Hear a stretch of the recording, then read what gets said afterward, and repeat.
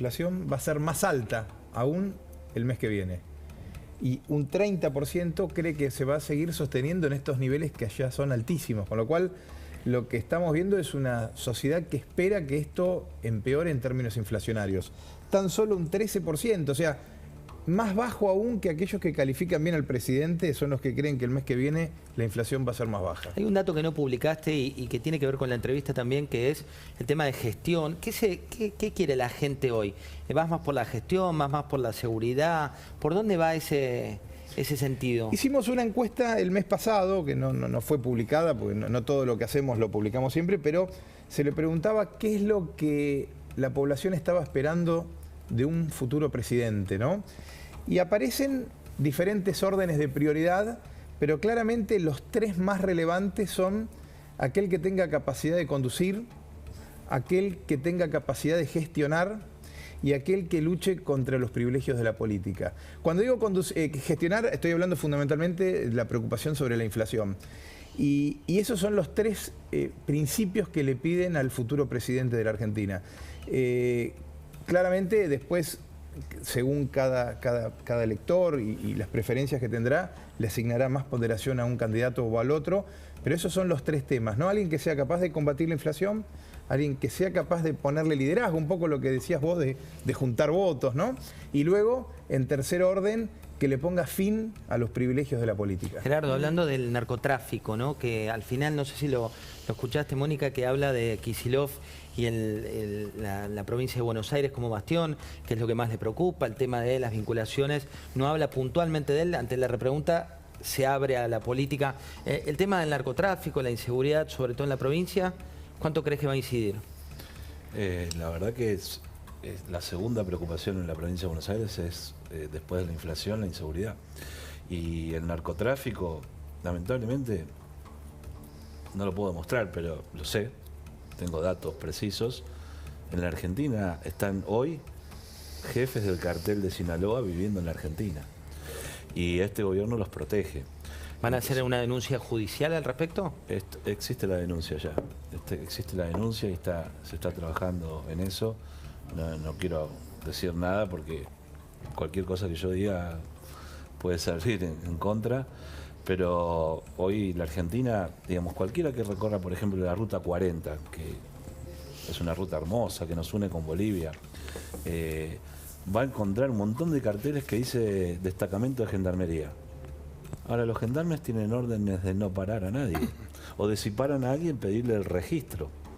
Y sabemos que esa es la ruta por donde ingresa la cocaína, por ejemplo. Si uno ve, por ejemplo, hemos tenido toda esta discusión del espionaje ilegal, de cine, que ahora el presidente tiene que resolver si después de 2 años y medio le va a prorrogar el mandato a la interventora de la AFI, que el propio gobierno no quiere tratar en el Senado el pliego, ¿no? Disparate. Pero las bases operativas de la AFI en la triple frontera están tomando mate, tienen órdenes de tomar mate. Lo único ¿Tienen que órdenes de tomar mate, de de no salir. ¿Órdenes de quién? De la AFI, de los directivos de la AFI. Es una buena punta para investigar lo que decís de la denuncia. De la AFI. Digamos, los agentes de la AFI en un lugar, no solo de narcotráfico, en un lugar donde hay posible terrorismo internacional, digamos, hay distintos delitos que se cometen, tráfico de personas, digamos, ahí un lugar complicadísimo para la Argentina. La inteligencia argentina está obligada a no hacer nada y estamos pagando a gente que son probos, que saben, pero que tienen órdenes de no trabajar. Entonces cada tanto aparece, como si fuera un milagro, un camión de soja ilegal, que por supuesto, si comparamos, si un chacarero vende la soja en Paraguay, con una tasa, con una retención y $1 distinto, que el que lo vende acá es muy tentador, ¿correcto? Pues sí que aparece en globo de cada ensayo. tanto aparece un camión. Ahora hay muchos más camiones de los que aparecen. Mónica. No, yo me quedé con el tema de la palabra narrativa. Narrativa sería, para Juntos por el Cambio, lo que es el relato para el kirchnerismo. El kirchnerismo ha sido sumamente exitoso en relación a plantar un relato. Y todavía Juntos por el Cambio no tiene una narrativa, porque que Macri te cuente todas estas cosas, está bien, podés coincidir, no coincidir, todos sabemos que hay que bajar el déficit, pero no hay una narrativa sencilla, que a la gente que no está pensando en el déficit, la gente está pensando en cómo hacer para vivir un poquito mejor, acceder a los alimentos, poder salir a la calle sin el conflicto de saber que te van a matar en la esquina, sin la presión de que te van a matar en la esquina, tener acceso a la salud y a la educación. ¿Cómo simplificar un relato? Porque no, si van a ir a las elecciones para sacar a los que están ahora, volvemos la película para atrás. Hay dos fuentes de lo que estás diciendo muy inteligentemente. La primera fuente es algo sencillo. Todo el déficit fiscal genera inflación que te genera pobreza. Lo pagas vos, el déficit fiscal. No lo paga nadie. Lo pagás vos. Lo pagás vos bajando tu nivel y tu estándar de vida y empujaste al 40% de la pobreza. Entonces, pelear contra el déficit es pelear por mayor calidad de vida. Ahora, eso es primer hito de pensamiento. Ahora vamos a la acción de la construcción de una narrativa. Yo he visto investigaciones, el 80% de la gente desconfía, y muchas veces con razón, que los políticos lo que son un grupo que defiende sus propios privilegios. Vos tenés que resuelve a través de la política su propia vida y la de los suyos. Por eso, entonces, esa primera historia que te cuento, que hay que bajar el déficit para que vos vivas mejor, cosa que no está alineada, pero hay que explicarlo, tiene que tener credibilidad. Esa credibilidad, nosotros acá, Jerry y yo somos diputados, se tiene que construir con hechos. Lo único que te hace creíble hoy son los hechos. Recién Daniel al pasar decía, hay muchas cosas para bajar el gasto hoy, ni nosotros el Parlamento lo vamos a bajárselos hoy. Por lo menos vamos a ponerlos contra la pared. Yo digo, superposición de organismos. Yo te voy a poner uno, que va a estar en debate la otra semana. La Defensoría de Medios Públicos. La Defensoría de Medios Públicos es un invento sobre la Defensoría del Pueblo y sobre lo que era el viejo Confer. No sirve para nada, ha servido para perseguir periodistas. Entonces nosotros queremos desfinanciarlo, si fuera posible, disolverlo. Entonces, pongo este ejemplo, que es un ejemplo de 700 millones de pesos al año, que alguien puede decir no mueve la aguja. Entonces, un primer punto de la narrativa, todo mueve la aguja. Todo hay que preocuparse en gastar menos. Pero Hernán, todo por ejemplo, tiene que van ser a eliminar las legislaturas, la mitad de las legislaturas provinciales, por ejemplo, de bicamerales a unicamerales. Bueno, pero eso son cuestiones de las constituciones provinciales. Pero vamos por puntos. Yo lo que te digo es, a la pregunta de Mónica, la construcción de la narrativa tiene que basarse en hechos y esos hechos tienen que empezar ahora, este año. No podemos aceptar, porque es parte de la angustia y de la bronca, decir, señores, 1 año y medio más de destrucción. Entonces nosotros queremos hacerle funcionar el Congreso y funcionar el Congreso en esa dirección. Ni un gasto más improductivo y al revés, recortar cosas ya. Bueno, hablando, mirá, porque eso te da credibilidad, porque si no yo lo puedo decir, Mauricio lo puede decir. La credibilidad está muy asociada a personas físicas también, en este momento. Pero hay una cosa muy interesante, hay una Mónica. dificultad. Hay una cosa muy interesante que no pasaba en la Argentina. Que no pasaba en la Argentina. Digamos, este verso de que la emisión no representa la inflación, que en realidad es el déficit que uno emite para pagar el déficit, ya que no se puede endeudar, son los dos caminos que hay. Digamos, acá se hablaba de si este gobierno endeudó más que otros, qué sé yo. Agarremos este cuatrimestre, este cuatrimestre, la inflación anualizada fue del 58%, la recaudación del 59%, y el gasto público primario antes del pago de intereses del 75%. Tremendo, Pero además de eso, cualquier almacenero, cualquier señor humilde, cualquier señora ama de casa, hoy ya sabe que la emisión es inflación. Bueno, ahí mira, vamos a ver. Eso es un avance, eso culturalmente no pasaba. La gente cuando hace muchos años alguien venía a hablar a esto a la televisión, del otro lado no había comprensión. Pero a una hay una enorme comprensión. cantidad de argentinos bajo la línea de pobreza que quieren soluciones express, rápidas, y es muy difícil no existe, hoy elaborar una narrativa cuando hay un montón de gente que una cosa es narrativa y otra cosa es relato. Porque una cosa es la narrativa y otra cosa es el relato, no es lo mismo. Porque el relato es una ilusión, es la ilusión, es magia. La narrativa es una esperanza en función de una razón. Vamos a meternos, antes de hablar con Daniel Artana, en esto que tiene que ver con otra declaración que es la de los empresarios como actores, como jueces y partes. Le vamos a preguntar a Daniel respecto a esto y también de la emisión, ¿por qué no? Y la inflación. Mirá. Nadie invierte en un país donde hay 20, 100, 500 tipos que puedan hacer lo que se les canta el traste. Y que no hay ley. En ese país, ¿quién va a invertir? Si hay otros países que vos invertís y si alguien te hace algo malo, vas al juez y el juez te dice, señor, usted tiene derecho, señor, devuelva lo que se robó, va preso, no va preso, pero devuelve lo que se robó. Entonces, tenemos que lograr eso, es tan fácil como eso. Por eso ¿Qué pensás de la justicia tiene un rol enorme en esto. En los empresarios argentinos que se fueron a Uruguay? Me dolió mucho. Me dolió mucho. Entiendo las razones y muestra la estupidez de un gobierno. Porque ya no estamos en un mundo aislado. Este es un mundo globalizado. Nuestros pibes son ciudadanos del mundo debido a esta diabólica maquinita que nos inventaron, que es el celular. Entonces hoy todo el mundo compara y mira y dice, ¿dónde me conviene? Entonces, donde ven que en otro lugar no le cobran impuestos que son un robo y encima hay estabilidad y hay moneda, y la gente va y se pone ahí e invierte ahí. Entonces tenemos que lograr tener impuestos que sean comparables con los de los demás países. No podemos pretender cobrar 2, 3, 5 veces más que los demás países y que la gente se quede. ¿Qué muestra el éxodo empresarial, Daniel? Bueno, es una mala noticia, ¿no? Porque vos en realidad lo que querés es atraer inversiones, las inversiones las hacen empresarios nacionales y extranjeros. Si tu burguesía nacional empieza a radicarse en otro país, lo más probable es que te invierta menos acá. Hay quien, digo, cuando vos preguntás en el Frente de Todos, te dicen, bueno, se van a Uruguay por una cuestión de evasión, de, en realidad, ilusión fiscal como concepto.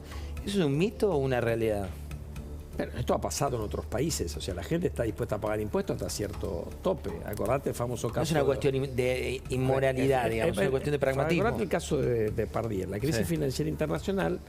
El primer ministro de Francia, Hollande, del Partido Socialista, quiso subir el impuesto a las ganancias de 75%, de 50, era altísimo 50. Y Depardieu le dijo, me mudo. O sea, 50 pago, 75 le pareció un disparate. Pero hay una carga que se y le está tenía una poniendo... cierta lógica, si vos querés. Tiene que haber un tope, porque si no, o sea, vos no podés estar... vos solamente la gente, yo creo que tolera tasas de impuestos de niveles extravagantes, 90% por ejemplo, cuando tenés una situación como... Eso fue Estados Unidos en la Segunda Guerra Mundial, porque tenés un evento que te justifica.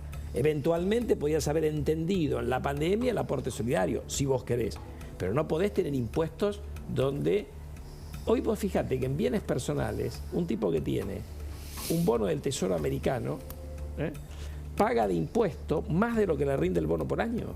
Es un disparate eso. Entonces la gente tiene derecho a diversificar sus inversiones y si vos lo vas a esquilmar, el tipo se te va a ir. Bueno, hablando de eso... No quiere decir que no le tiene que cobrar impuestos. A eso sumale la estigmatización de la clase empresaria. Bueno, el empresario es...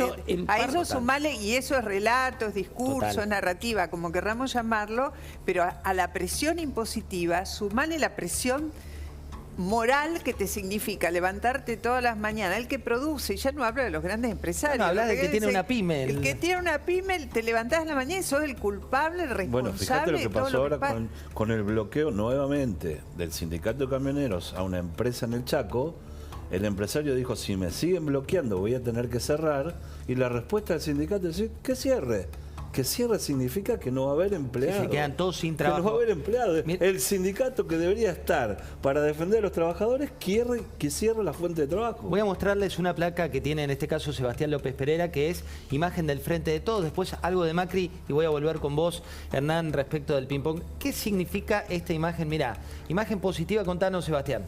Bueno, hicimos todos los meses, nosotros evaluamos la imagen de los principales líderes políticos y este mes nos encontramos con la particularidad de que casi todos los miembros del actual oficialismo han llegado a su punto más bajo de imagen, salvo Cristina Kirchner, que en el mes de las PASO, el año pasado, tuvo 27 puntos de imagen negativa. Lo que nos encontramos ahora es que todos los líderes del Frente Todos, de manera más o menos concomitante, van cayendo en su imagen. El mes pasado hubo este mes respecto del mes pasado hubo una caída significativa y encontramos a Alberto Fernández en el pozo de su imagen positiva. Tiene apenas un 24% de imagen positiva, con un dato que además, lo hablábamos recién respecto de la inflación. Ni siquiera el 24% cree que la inflación va a ser más baja el mes que viene, solo el 13%. O sea, la mitad de los que lo califican bien sigue creyendo que igual va a haber igual o más inflación. Y lo que hablábamos hace un ratito, ¿no? De qué líderes de la cámpora tienen chances, seguramente hay más y yo no los tengo medidos, pero su principal líder, que es Máximo Kirchner, es uno de los personajes con la más baja imagen con apenas 21% de imagen positiva. Cuando espejás esto con Juntos por el Cambio, ¿cómo te da? ¿Te dan también con imagen negativa por estos días? Juntos por el Cambio lo estamos midiendo, después podemos compartir alguna lámina cuando tengamos el informe completo. En Juntos por el Cambio lo que se nota son algunas distorsiones. El expresidente Mauricio Macri tiene una imagen positiva más baja que la negativa, más alta que la negativa, o sea, la negativa mayor está en una imagen positiva del orden de los 31 puntos. Y por el otro lado medimos a Horacio Rodríguez Larreta, a Patricia Bullrich, por ejemplo, María Eugenia Vidal, y están todos con rangos que van entre el 35 y el 41% de imagen positiva. No hay una caída importante de la imagen, les diría que más bien vienen sosteniéndose en los últimos 6 meses. Hay un dato fundamental en lo que está diciendo Sebastián, y es que el mejor del Frente de Todos no le gana al peor de Juntos por el Cambio. Esto es tremendo. Esto por un lado. Y con respecto a la inflación, si nadie cree que la inflación va a bajar, esto alimenta la expectativa de seguir aumentando los precios, más allá de la cuestión de la emisión monetaria. El que tiene un comercio sabe que no sabe cuál es el costo de reposición y está tentado a aumentar. Y algo más grave, que lo hemos charlado con clientes y colegas, ¿no? La expectativa de inflación no solo afecta esto de que la encuesta más alta de la inflación el mes que viene, sino que fundamentalmente impacta sobre las expectativas del futuro en general. Está muy estudiado que las familias buscan planificación. Hay un dato que es interesante, que creo que se charló en tu programa en la semana anterior o en algún programa del canal, que uno dice, qué raro lo que está pasando, ¿no? Por un lado, indicadores de consumo muy altos, que esto es algo que se observa, y por otro lado, altísima expectativa negativa del futuro. Y uno dice, ¿qué es lo que está pasando acá? Y lo que sucede es algo que lo hemos estudiado mucho en nuestros estudios vinculados al mundo de los consumidores, que el consumidor lo que más quiere es planificar. Las familias quieren organizar su futuro. Y este consumo, producto de que los pesos no sirven para mucho en poco tiempo en el bolsillo, no genera necesariamente felicidad en el ciudadano. Lo que genera es ansiedad, y además hay una preocupación muy grave de que no saben qué va a pasar en el futuro. Después perdóname, hay un factor más que es más emocional y que me parece que tiene que ver con la pandemia, salida de la pandemia y todo lo que... Porque nunca se habla demasiado de lo que el impacto en nuestras conductas ha producido la pandemia. Y yo creo que mucha gente sale a quemar lo que le quede en vivir, porque estuvo muy cerca la inseguridad física, la muerte, el temor a la enfermedad. Entonces, si vos tenés un mango que sabés que además se te va a diluir, se te va a deshilachar, si te sobró un cachito, te lo gastás en algo que sea algo rápido, o estoqueás comida. No quiero ponerme en economicista, pero antes de la pandemia está estudiado esto, digamos, porque uno de los factores que genera la inflación es aumentar la velocidad de transmisión del dinero. Y eso retroalimenta la inflación, porque el ciudadano se desprende del billete porque sabe que si se lo queda, después va a poder comprar menos. Antes de la pandemia estaba estudiado este fenómeno. Es una cuestión de quemar la plata. Voy a mostrarle a Hernán Lombardi concretamente este ping-pong. Vos que conocés mucho al expresidente de la Nación. Vamos a ver qué opina de cada uno de los funcionarios o exfuncionarios. Mirá, cuando vemos el futuro de nuestro país, te voy a tirar, habitualmente en nuestro programa, en el piso hacemos definiciones en un tweet. O sea, tenés 140 caracteres, no tenés community manager, Bueno. Vamos a arrancar por Lilita Carrió. Una luchadora. Cristina Fernández de Kirchner. Alguien que ha perdido contacto con la realidad. Martín Lustó. He tenido largas conversaciones con él y le he dado mi parecer de que el desafío para él es Martín Lustó. Facundo Manes. Lo conozco menos, tiene vocación, tiene que ser capaz de poder armar equipo. Horacio Rodríguez Larreta. Un trabajador incansable. 50 y el otro 51. Me quedo con algunas preguntas para vos concretamente. Lilita, una luchadora. ¿La relación entre Macri y Carrió está en qué momento hoy? En un buen momento. Mira, yo te voy a decir, en lo personal, estoy dando clases en el Instituto Ana Arendt con Lilita las últimas 3 semanas. El miércoles que viene voy solo porque ya creo que va de gira a Córdoba. Nosotros tenemos que entender una cosa clave, que tiene mucho que ver con la Convención Radical del viernes. Fortalecer Juntos por el Cambio es fortalecer la identidad de cada una de sus partes. Fortalecer la identidad del PRO. El PRO no puede ser solamente el cemento que une a todos los ladrillos, sino también es un ladrillo de Juntos por el Cambio. Fortalecer la identidad radical, fortalecer la identidad de la coalición cívica y fortalecer la identidad del peronismo republicano. Nosotros tenemos que ir a eso, porque ese es nuestro mejor aporte a la unidad. Si a mí me respondes esto, mira, te digo, descripción, no sé, de José del Río. He tenido largas conversaciones con él, le he dado mi parecer. Para José del Río, el gran desafío de José del Río, no me gusta esa definición que aplicó de Martín Lustó. ¿Ellos no tenían muy buena relación cuando Mauricio fue presidente? Siempre hubo una relación muy sincera, muy directa, a veces por arriba de la mesa y a veces por abajo de la mesa, pero obviamente lo que dice Mauricio es lo que piensa. Mauricio dice lo que hay un tema ahí. O sea, ¿no? lo manda al psicólogo prácticamente. No, que vaya a resolver Mauricio es un tipo muy respetuoso. Yo tuve alguna discusión. Yo le voy a decir, yo tuve alguna. Cada uno puede entender, ¿no? Yo tuve una discusión pública con Martín, fue uno de los primeros que empezó a hablar del tema jubilación. Después él se retractó, lo acomodó, pero me parece que hay un tema.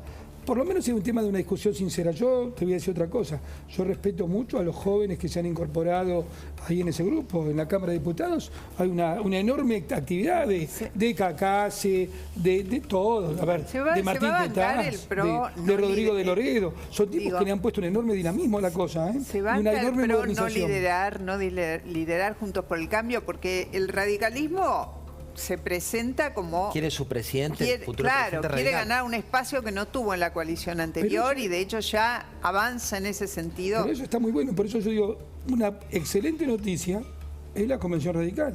Una excelente noticia es que el PRO define una identidad, porque vamos a poner una comparación rápida, lo que también conocemos, el costado o una parte de nuestra vida en el radicalismo. El radicalismo no tiene por qué definirse, se existe desde el siglo XIX. Hasta hay una liturgia radical.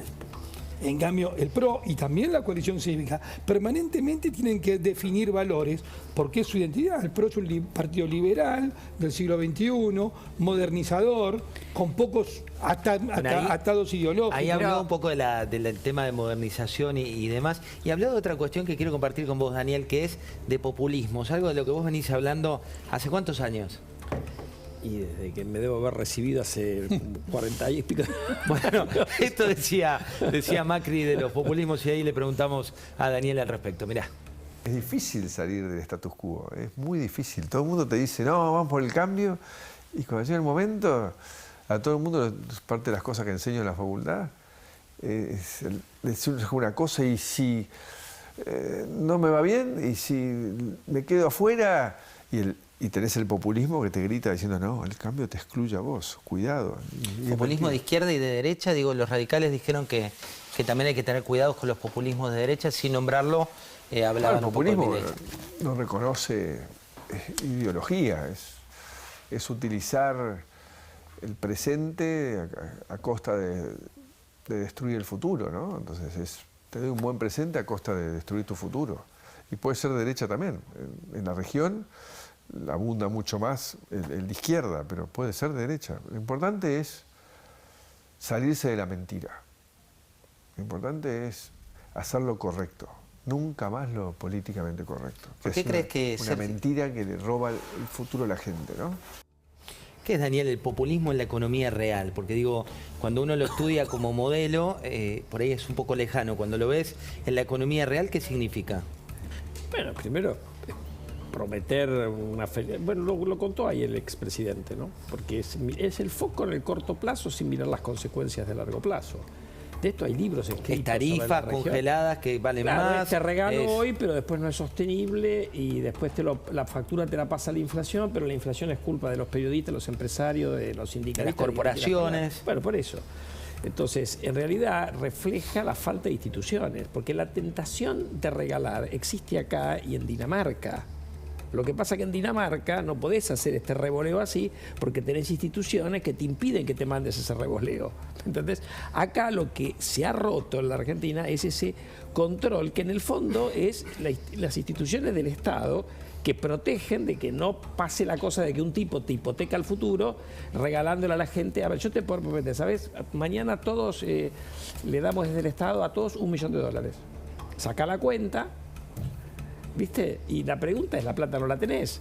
Pero yo intenté hacerlo y no pude, no me dejaron. Bueno, ¿me entendés? Entonces yo lo que te quiero decir es que vos lo que tenés es que a nadie se le ocurre un disparate semejante en el mundo desarrollado. Y si se le ocurre, las instituciones lo controlan. A ver, populistas hay en todas partes. Y como dicen, hay de izquierda y de derecha. Y con cosas más complicadas que la economía, porque no es solamente la economía. ¿Ok? Entonces, pero bueno, hay un control institucional. El día que vos rompés el control institucional, dependés de los iluminados.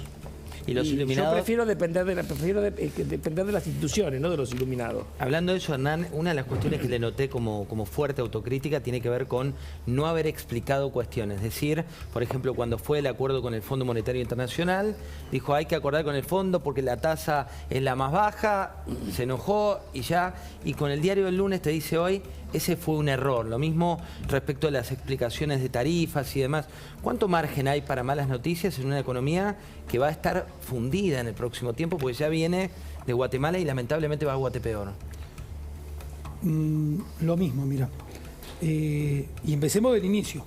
La autocrítica más fuerte la ponemos en la campaña electoral Scioli, Macri, 2015. Mauricio dice, no dijimos todo. No dijimos todo. No dijeron nada, dijeron que iban a bueno, llover por eso, dólares. entonces ahora Ahora el cambio, ¿cuál va? El cambio lo estamos protagonizando hoy. Hoy estamos diciendo, yo acabo de decir, vamos a generar hitos para mostrar para dónde vamos, con achicar el gasto público ineficiente, la superposición de organismos, etcétera. Y estamos diciendo absolutamente con toda crudeza lo que va a pasar. ¿Por qué? Porque ahí Daniel lo explicaba muy bien. El populismo tiene dos vertientes. Primero esto de simplificar y traer el mañana, digamos, el futuro a mañana. O sea, traer el futuro para acá sin explicar nada. Y lo segundo es la simplificación argumentativa. Es mucho más fácil la explicación populista, diciendo, acá el Estado tiene que repartir y tiene que construir tu felicidad. ¿Cómo? No me importa. Ahora, la madurez de la sociedad argentina hoy hace que ya estamos cambiando hoy, cuando todavía ni siquiera entramos en la campaña electoral. No estamos diciendo cosas tan simpáticas, estamos diciendo va a ser necesario un esfuerzo, no va a ser de un día para otro, pero lo vamos a lograr porque tenemos un país maravilloso. Bueno, mira, ahí quiero... Pero lo importante es que ya estamos cambiando hoy, no es que estamos prometiendo una campaña de cómo va a ser lo distinta de la narrativa para mañana, porque hay un problema de credibilidad que marcamos siempre. Efectivamente, si la política está llena de privilegios, tenemos que empezar a romperlos hoy, no esperar a cuando gobernemos. En minutos venimos con la tapa, pero antes, ¿ustedes entienden la Argentina? Digo, estuvimos hablando de la Argentina, ¿cuánto? Casi 2 horas. Bueno,